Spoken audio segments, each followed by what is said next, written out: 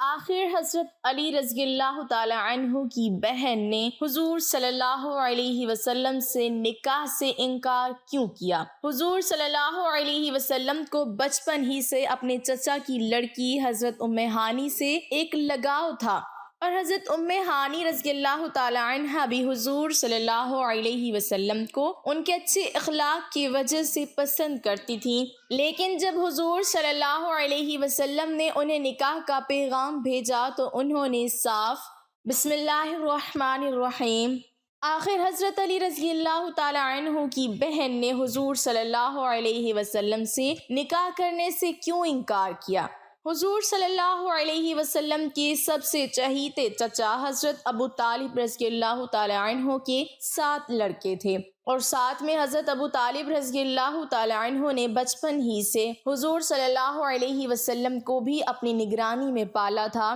اس لیے اب گھر میں افراد تو بہت تھے لیکن کمائی کا کوئی ذریعہ نہیں تھا۔ آخر جب حضور صلی اللہ علیہ وسلم بڑے ہوئے اور اپنے چچا کی ایسی پریشانیاں دیکھیں تو آپ صلی اللہ علیہ وسلم نے اپنے دوسرے چچا حضرت عباس رضی اللہ تعالی عنہ سے جا کر کہا کہ اے میرے چچا جان، آپ تو دیکھتے ہیں نا کہ میرے بڑے چچا حضرت ابو طالب رضی اللہ تعالی عنہ بہت زیادہ تنگیوں کا سامنا کرتے ہیں، گھر میں کھانے کو کچھ نہیں ہوتا، اس لیے میں چاہتا ہوں کہ ہم دونوں مل کر ان کی کچھ مدد کریں اور ان کے لڑکوں میں سے کسی 1 یا 2 کو اپنی کفالت میں لے کر ان کے کھانے پینے کا انتظام کریں۔ حضرت عباس رضی اللہ تعالی عنہ کو حضور صلی اللہ علیہ وسلم کی یہ بات بہت زیادہ پسند آئی اور کہنے لگے کہ ہاں بھتیجے، مجھے بھی بہت دنوں سے اس بات کی خواہش تھی، اس لیے چلو ابھی چل کر ہم اس بارے میں بات کرتے ہیں۔ اور پھر حضور صلی اللہ علیہ وسلم اپنے چچا حضرت عباس رضی اللہ تعالی عنہ کے ساتھ حضرت ابو طالب رضی اللہ تعالی عنہ کے گھر پہنچے اور کہنے لگے کہ اے میرے چچا جان، ہم آپ کی پریشانی اور تنگ حالی کو دیکھ کر اکثر رنجیدہ رہتے ہیں، اس لیے آپ اپنے لڑکوں میں سے کسی کو بھی ہماری کفالت میں دے دیں۔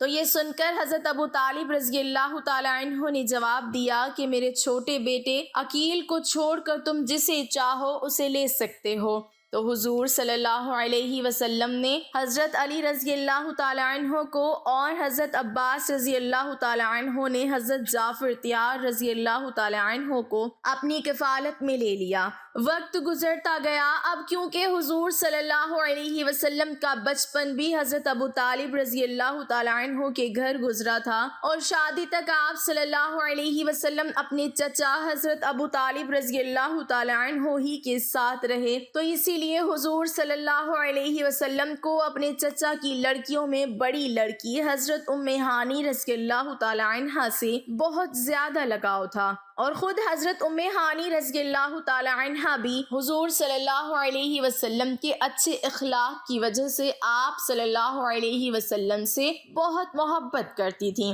اور زندگی کی آخری سانسوں تک ان کے اندر یہ محبت قائم رہی۔ حضرت ام ہانی رضی اللہ تعالی عنہ کا اصلی نام فاختہ تھا، وہ حضرت علی رضی اللہ تعالی عنہ اور جعفر طیار جیسے بڑے صحابہ کرام کی سگی بہن تھیں۔ حضرت خدیجہ رضی اللہ تعالی عنہا سے نکاح سے پہلے حضور صلی اللہ علیہ وسلم نے حضرت ام ہانی کے لیے نکاح کا رشتہ ان کے والد حضرت ابو طالب رضی اللہ تعالی عنہ کے پاس بھیجا، لیکن حضرت ابو طالب رضی اللہ تعالی عنہ نے یہ کہتے ہوئے انکار کر دیا کہ میں ام ہانی کے رشتے کی بات قریش کے ایک خاندان سے کر چکا ہوں، اس لیے اب میں اپنی بات سے مکر نہیں سکتا۔ روایتوں میں آتا ہے کہ حضرت ام ہانی رضی اللہ تعالی عنہا نے اسلام بہت دیر سے قبول کیا، لیکن اس کی بڑی وجہ جو بیان کی جاتی ہے وہ یہ ہے کہ حضرت ام ہانی رضی اللہ تعالی عنہا کی شادی قریش کے جس آدمی سے ہوئی تھی اس کا نام حبیرہ تھا، وہ اسلام کا بہت بڑا دشمن تھا،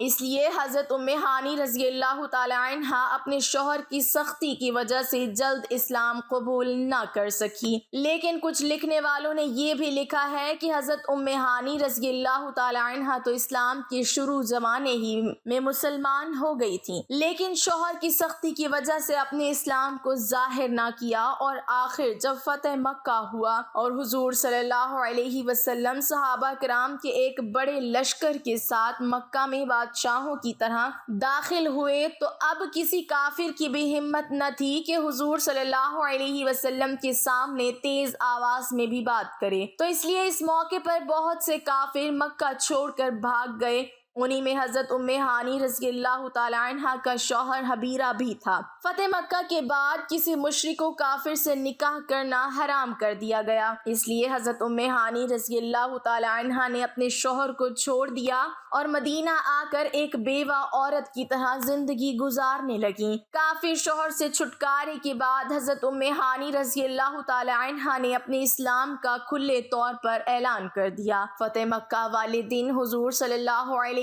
وسلم جب حضرت ام ہانی رضی اللہ تعالی عنہ کے گھر میں رکے تھے اور آپ صلی اللہ علیہ وسلم نے وہاں غسل فرما کر 8 رکعات چاشت کی نماز پڑھی۔ صحیح روایتوں سے ثابت ہے کہ حضور صلی اللہ علیہ وسلم کو جس رات معراج پر بلایا گیا تو اس رات آپ صلی اللہ علیہ وسلم حضرت ام ہانی رضی اللہ تعالی عنہ ہی کے گھر میں سوئے ہوئے تھے۔ حضرت خدیجہ رضی اللہ تعالی عنہ کی جب وفات ہوئی تو اس وقت حضور صلی اللہ علیہ وسلم کی سب سے چھوٹی بیٹی حضرت فاطمہ رضی اللہ تعالی عنہ گود میں تھی، اس لیے حضور صلی اللہ علیہ وسلم کی چچا زاد بہن حضرت ام ہانی رضی اللہ تعالی عنہ ہی نے حضرت فاطمہ رضی اللہ تعالی عنہ کی ایک لمبے زمانے تک تربیت و دیکھ بھال کی، اسی لیے حضرت فاطمہ رضی اللہ تعالی عنہ بھی حضرت ام ہانی رضی اللہ تعالی عنہ سے دل و جان سے محبت کیا کرتی تھیں۔ روایتوں میں آتا ہے کہ حضرت ام ہانی رضی اللہ تعالی عنہ جب بیوہ ہو گئیں تو ایک دن حضرت علی رضی اللہ تعالی عنہ حضور صلی اللہ علیہ وسلم کے پاس تشریف لائے اور کہنے لگے کہ اے اللہ کے رسول صلی اللہ علیہ وسلم، آپ میری بڑی بہن ام ہانی سے نکاح کیوں نہیں کر لیتے؟ تو حضور صلی اللہ علیہ وسلم نے حضرت علی رضی اللہ تعالی عنہ کی